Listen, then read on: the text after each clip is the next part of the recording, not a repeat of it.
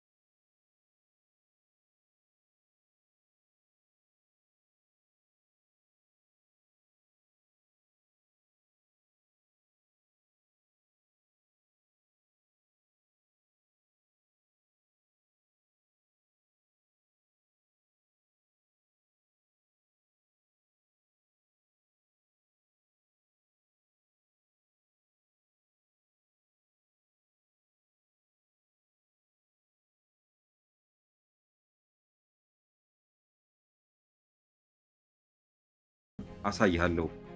ይህ ጦርነት መጀመር ሳይሆን ያንተን ስነ ልቦናዊ የበላይነት መልሰህ የምታገኝበትን ጥበብ ነው።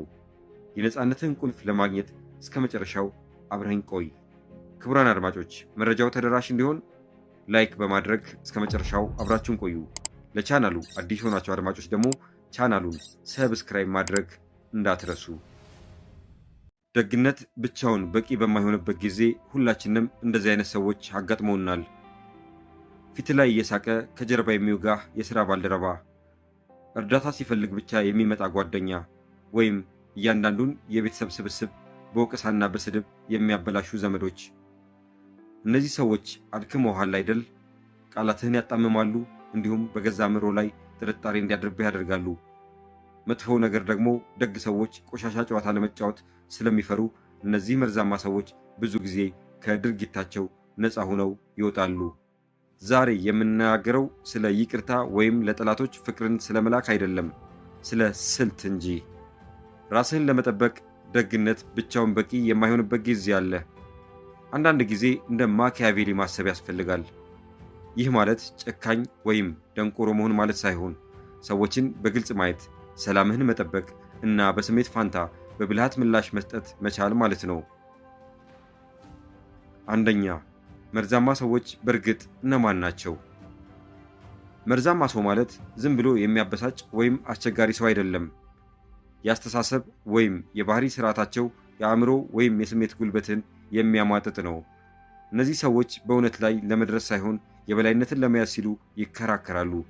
ከእነሱ ጋር ከቆየህ በኋላ ጭንቀት፣ ግራ መጋባት ወይም ያላደረግከውን ነገር ለመከላከል እየጣርክ ራስን ካገኘህ በእርግጥም የነዛ ቶክሲክ ሰዎች ወጥመድ ሰለባ ሆነሃል ማለት ነው። ይህ የእነሱ የግራ መጋባት መሳሪያ ነው።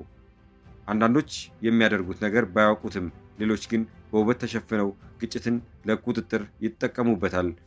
ዋናው ቁልፍ እነሱን ለመለወጥ መሞከር ሳይሆን የአጨዋወት ስልታቸውን መረዳት ነው። ሁለተኛ፣ ማኪያቬሊ ዛሬም ለምን ያስፈልጋል? ኒኮሎ ማኪያቬሊ ከ500 ዓመታት በፊት የኖረ ቢሆንም የእሱ ምክሮች ለዛሬው የሥራ ቦታ፣ የጓደኝነት ወይም ለቤተሰብ የቡድን ፍትጊያ እንደ መመሪያ ያገለግላሉ። ሰዎች ሁልጊዜ እኛ እንደምንመኘው ደጎች አይደሉም። ይልቁንም በግል ጥቅም፣ በፍርሃትና በሥልጣን ላይ ተመስርተው ይንቀሳቀሳሉ። ይህንን እውነታ ሲቀበሉ ነገሮችን በግል መውሰድ ያቆማሉ እና ማቀድ ይጀምራሉ። ሦስተኛ፣ ሊጠቀሙባቸው የሚገቡ የማኪያቬሊ መርሆች። ማኪያቬሊ ፈጽሞ ክፉ ሁን አላለም፣ ይልቁንም ውጤታማ ሁን ነው ያለው።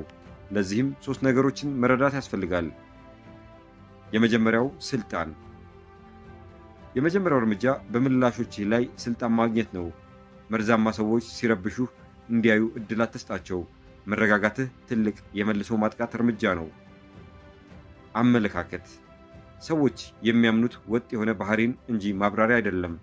አንድ ሰው መጥፎ አድርጎ ሊስልህ ቢሞክር በንግግርህ ሳይሆን ሁልጊዜም ትክክለኛውን ባህሪ በማሳየት ተከላከል። ጊዜ።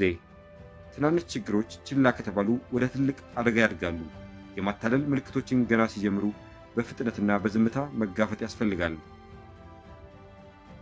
አራተኛ ስልት 1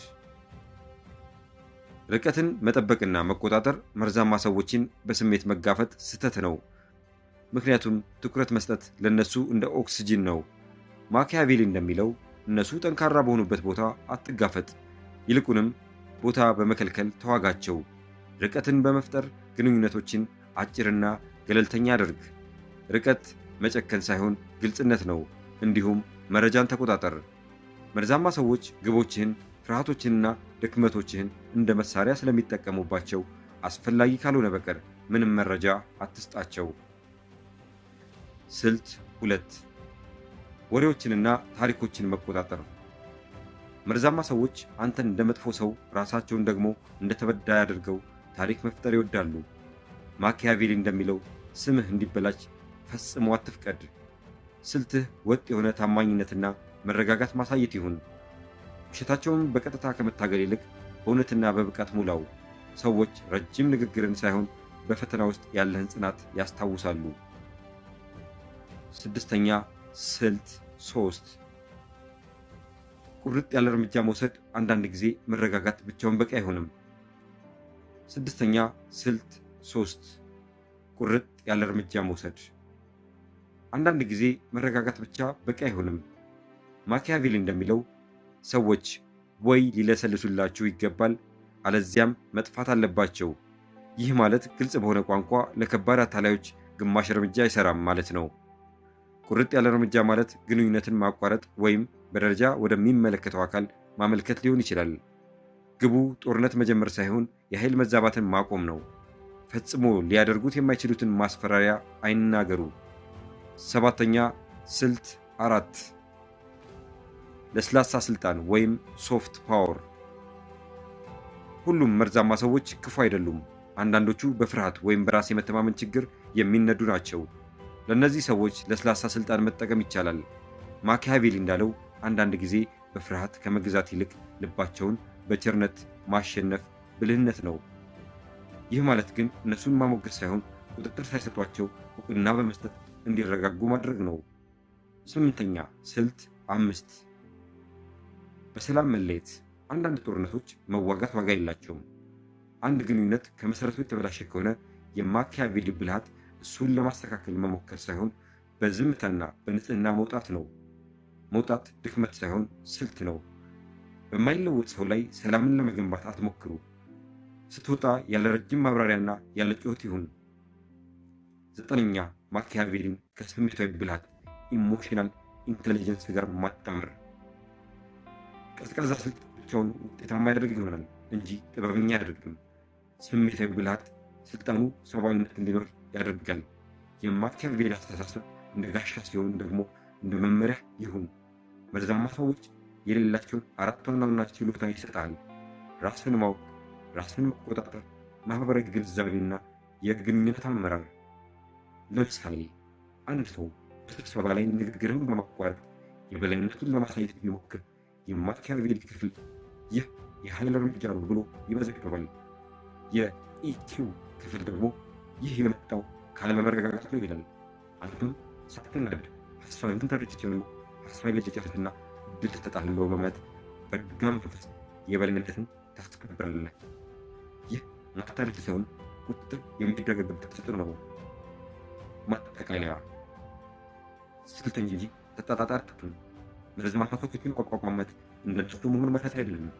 ይልቁንም በተበረበረ በሚሸለምበት አሞት ራሱን መከላከል መማር ማለት ነው። ትክክለኛ ወዲ ከቅንቁ ወይም የበላይነት ሳይሆን ነፃነት ነው። ጭንቀት ከግርማ ጨዋታና ጉልበት ከሚወጡ ሰዎች ነፃ መሆኑ። አንተኩ ሊጫወቱበት ቢፎክር አስታውስ። ምልልስ መጨጨዋት የለብህም። ምልልስ መጨጨዋት የለብህም። ዝም ብለህ በብልህ ተጫወት። መርዛማ ሰዎችን መቋቋም ልክ እንደ ማዕበል ነው። ማዕበሉን ማቆም አትችል ይሆናል፣ ነገር ግን መርከብህን በብልሃት በመንዳትና መስኮቶችህን በመዝጋት ሳትጎዳ ማለፍ ትችላለህ።